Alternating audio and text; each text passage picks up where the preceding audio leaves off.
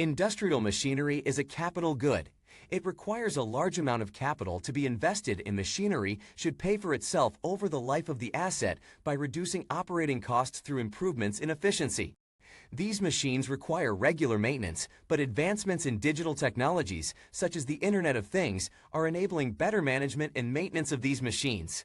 The first industrial revolution was about using water and steam power to mechanize production.